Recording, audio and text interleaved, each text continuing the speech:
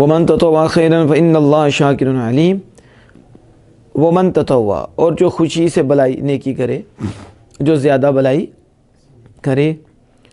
وفی قرات، شارح کہتے ہیں ایک قرات میں بالتحتانیتی، بالتحتانیتی، یہ حمزہ اور کسائی کی قرات ہے. وہ کیا ہے؟ یتطوع، کیا؟ یتطوع. اور وہ تشدید طا، اور طا کی تشدید کے ساتھ مجزومن، کیا؟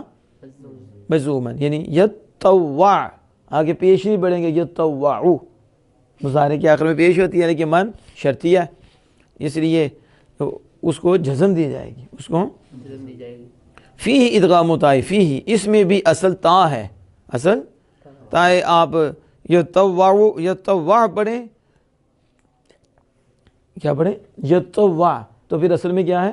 یا تطوع، یا تا، تو تا کو طا کیا، پھر طا کا طا میں ادغام کیا تو یتطوع ہو گیا. یہ بات اس کی کر رہے ہیں کہ اس میں تا کا ادغام ہے، جو اصل میں تا تھی، تا طا ہوئی، پھر طا کا طا میں ادغام ہو گیا، تو فیہ ادغام طاء فیہا. سمجھ آ گئی؟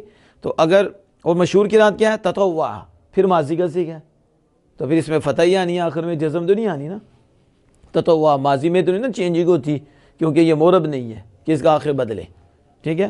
تو جو نیکی کرے، تو اگر مضارع پڑھیں تو وہ میں یتطوع، جو زیادہ کرے بلائی، جو خوشی سے کرے بلائی. خیرن ای بخیرن، خیرن ای یعنی خیر کے ساتھ، خیر کے ساتھ زیادہ کرے. کیا مطلب؟ ای فعلا یعنی ما لم یجب علیہ من طواف وغیرہ. یہ کہتے ہیں کہ فعل عمل کرے، کیا کرے؟ جو اس پر واجب نہیں ہے، جو اس پر طواف وغیرہ، کیا؟ طواف وغیرہ، جو اس پر واجب نہیں ہے تو وہ کرے، تو سبحان اللہ، وہ اللہ اس کو اس پہ ثواب دینے والا ہے. فإن اللہ شاکر علیم، بے شک اللہ شاکر ہے، یعنی لعملہ بالاصابۃ الیہ، اللہ اس کے عمل کی قدر جاننے والا ہے، قدردان ہے، قدردان ہے. تو اللہ اس کے عمل کو قبول کرنے والا ہے، بالاصابۃ الیہ، اس پر ثواب دینے کے ساتھ، اس پر یعنی اللہ اس پر ثواب عطا فرمائے گا. علیم، وہ اسے جانتا ہے، اسے جانتا ہے. اب آپ دیکھیں ادھر حاشیہ نمبر 12، یہ جو فرمایا من تطوع خیرا اور خیرن، شارح نے کہا بخیرین، کیا کہا؟ یعنی اشار بذلک علی ان خیرا منصوب بنزع الخافض ویؤیدہ قراءۃ ابن عباس. کہتے ہیں شارح نے یہاں خیرن کو بخیرین کے ساتھ بیان کیا. یہ کیوں کیا؟ شارح نے بخیرین ذکر کر کے اس طرف اشارہ کر دیا ہے کہ یہاں خیرن جو ہے بنزع الخافض منصوب ہے. کیا ہے؟ بنزع الخافض، یعنی حرف جر کو نکالنے اور حذف کرنے کی وجہ سے یہ منصوب ہے. اصل میں حرف جر ہے، تو حرف جر کو جب ہٹایا تو پھر اسے کیا دے دیا؟ نصب. تو یہ ہے ایک طریقہ بنزع الخافض. جیسے آپ نے پیچھے بھی پڑھا تھا وقت آرا موسیٰ، وہ سنا تھا شاید، وقت آرا موسیٰ قومہ، آپ نے پڑھا ہوا ہے. موسیٰ علیہ السلام نے چنا کس سے؟ اپنی قوم سے. تو من ہے ادھر تو قومہ ہے تو منصوب ہے.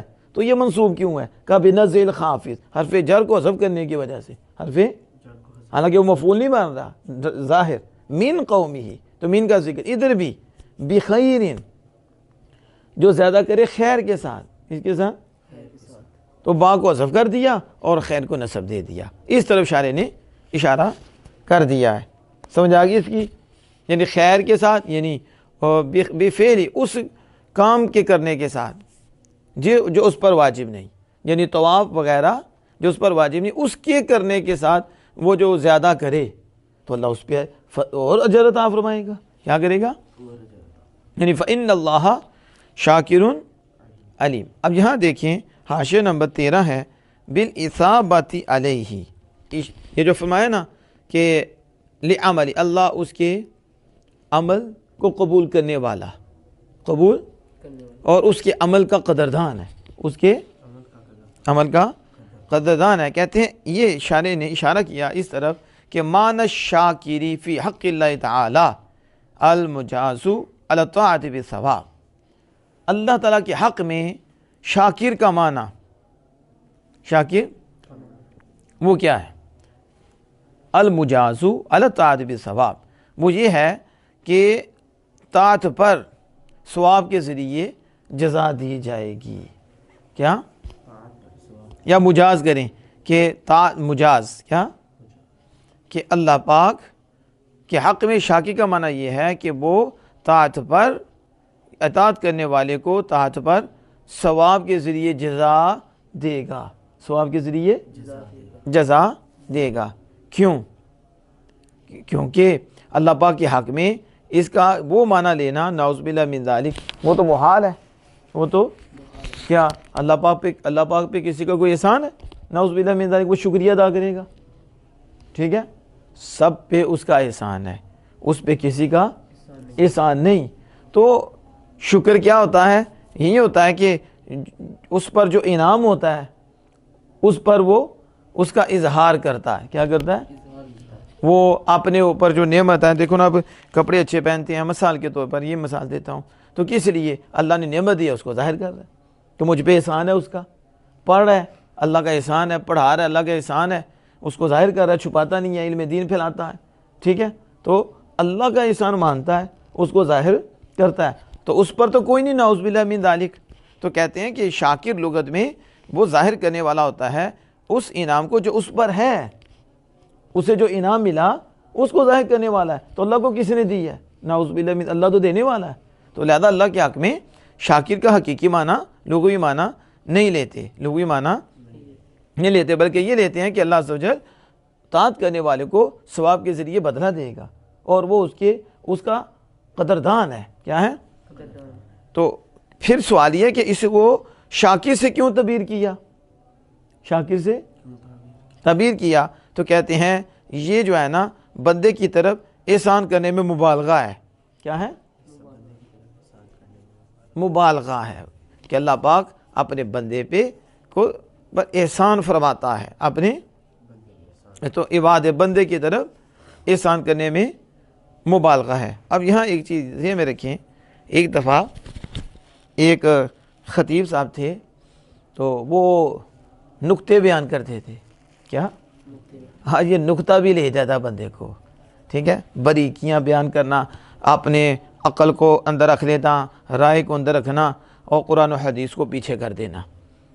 آج بڑے آپ کو یوٹیوب پہ فیس بک پہ نظر آئیں گے کہ وہ جو ہے نا بات کریں گے ہوا سے آئی ہے اور لوگ بھی ہوا میں پہنچ جاتے ہیں، لوگ بھی اڑ جاتے ہیں اور بیڑا غرق کر دیتے ہیں، ان کو پتہ ہی نہیں یہ کون سی بات کر کے چلا گیا ہے۔ بات سبحان اللہ جی، ماشاء اللہ، آپ نے تو وہ بات کی جو پہلے سنی نہیں تھی، تو کہا یہی سنانے کے لیے تو آئے تھے، اسی پہ ہمیں ویو ملیں گے، اسی پہ ہمارا چرچا ہوگا، اسی پہ جیب بھرے گی، اسی پہ تو پروٹوکول ملیں گے۔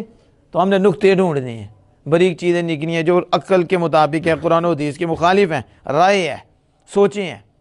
تو وہ بھی بیان کرتے ہوئے انہوں نے یہ آیت کریمہ بڑی، وَمَن يَقْتَرِفْ حَسَنَةً نَزِدْ لَهُ فِيهَا حُسْنًا، فیہا تو تھا نا غفور شکور، غفور تو اللہ پاک بہت بخشنے والا ہے۔ تو آگے پتہ کیا کہتے ہیں کہ اہل بیت اطہار سے نیکی کی، کیا کی؟ تو اللہ پاک قیامت کے دن فرمائے گا تمہارا شکریہ، تمہارا نعوذ باللہ من ذالک، اللہ پہ احسان کر دیے کہ اللہ پاک شکریہ ادا کرے گا۔ ظاہر ہے جس پہ نعمت ہوتی ہے تو جس کی ہوتی ہے اس کے شکریہ ادا کیا جاتا ہے نا، اس کی اطاعت کر کے، فرما برداری کر کے، اس کے آپ کی مہربانی، آپ نے یہ انعام دیا، تو اللہ پاک پہ کس کا ہے؟ دکھ یہ ہوتا ہے کہ وہاں پڑھے لکھے بیٹھے ہوئے بھی ہوتے ہیں پھر بھی نہیں روکتے۔ تو یہ بندہ کیا کر رہا ہے، کیا بات کر رہے ہیں، آپ سوچ نہیں رہے، اللہ کی طرف یہ بات کر کے نعوذ باللہ اللہ پہ احسان مار رہے ہیں کہ اللہ پہ احسان ہے، نہیں، اللہ قدردان ہے۔ تم بندوں سے سودا نہ کرو، تم دنیا داروں سے سودا نہ کرو، تم خالق کائنات سے سودا کرو۔ کیوں؟ خالق کائنات جو تم اس کی اطاعت کر رہے ہو اس کی قدر جانتا ہے، اس کی آج آپ میرے لیے کر لو گے، میں آپ کے لیے کر لوں گا، میں کسی مالدار کے لیے کر لوں گا، شہرت کے لیے کر لوں گا، کتنی دیر وہ شہرت ملے گی، کتنی دیر وہ مال ملے گا، کتنی دیر یہ دنیا رہے گی، کتنی یہ کوٹھی بنگلے رہیں گے، ختم ہی ہو جائیں گے نا۔ تو اگر اب اللہ کے لیے کرو تو اللہ عمل کی قدر جانتا ہے، ٹھیک ہے۔ اور انہیں کیا پتا کہ اللہ کی اطاعت پہ کتنی بڑی دولت ہے، تو اللہ جل وعلا اسے اپنی محبت کا نور دیتا ہے، اپنا قرب دیتا ہے۔ اللہ عز و جل ادھر بھی اس پہ فضل فرماتا ہے، پھر اللہ پاک اس کے اوپر جنت کی نعمتیں دیتا ہے، جنت کی نعمتیں دیتا ہے، کیونکہ وہ اس کا قدردان ہے۔ تم نے دنیاوی نعمتوں کے لیے یہ عمل کر کے اپنی تباہی کر لی، اور جس نے رب کے لیے کی، رب قدردان ہے، اس کا عمل، اس کا ثواب محفوظ رہے گا۔ جب اس دنیا سے جائے گا تو بھی جنتی نعمتوں سے اسے نوازا جائے گا، اسے تو وہ قدردان ہے، وہ کیا ہے، اور وہ جانتا ہے۔ لوگوں کو بتانے کی کیا ضرورت ہے، تحدیث نعمت اور بات ہے، لیکن لوگوں کو میں نے یہ کیا، میں نے وہ کیا، میں نے وہ کیا، ڈنڈورا پھیرنا، وہ کس لیے کر رہے ہو، کس لیے کر رہے ہو؟ جس کے لیے کر رہے ہو وہ جانتا ہے، جس کے لیے میں شاکر علیم، وہ تمہارے عمل کا قدردان ہے، اس پہ تمہیں ثواب دے گا، بدلہ دے گا تمہیں، اور تمہارے وہ جانتا ہے، وہ اب کیا ہے، وہ جانتا ہے، اس کے علم ہے، تو کسی اور کو بتانے کی کیا ضرورت ہے۔ صوفیہ جسے اخلاص کہتے ہیں، وہ کیا ہے؟ صوفیہ کہتے ہیں اخلاص یہ ہے کہ اللہ پاک جو اس نے عمل اخلاص سے کیا تھا اسے بھی نہ دیکھنے دے، اسے بھی۔ ہمارے ہاں تو اخلاص یہ ہے کہ اللہ کی رضا کے لیے، جنت کی طلب کے لیے، ثواب کے لیے عمل کرنا۔ تو ہم کہتے ہیں کہ ہم اللہ کی رضا کے لیے عمل کرتے ہیں، کس کے لیے؟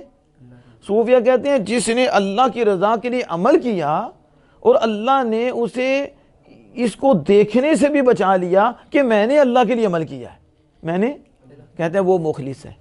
وہ کون ہے؟ وہ کہاں ملے گا کہ جو دیکھے ہی نہ کہ میں نے عمل اللہ کے لیے کیا ہے۔ شاہ حکیم لقمان علیہ رحمۃ الرحمن فرماتے ہیں، آپ کیا فرماتے ہیں؟ آپ فرماتے ہیں کہ نیکی کر اور بھول جا، نیکی کر، کیا بات کی ہے انہوں نے، اپنی کوتاہیوں کو یاد رکھ، جھکا رہے گا، اپنے آپ کو ادنا سمجھ، جھکا رہے گا، گناہگار سمجھ، بدکار سمجھ، جھکا رہے گا، اور نیکیوں کو بھول جا تو نیکی بچی رہے گی۔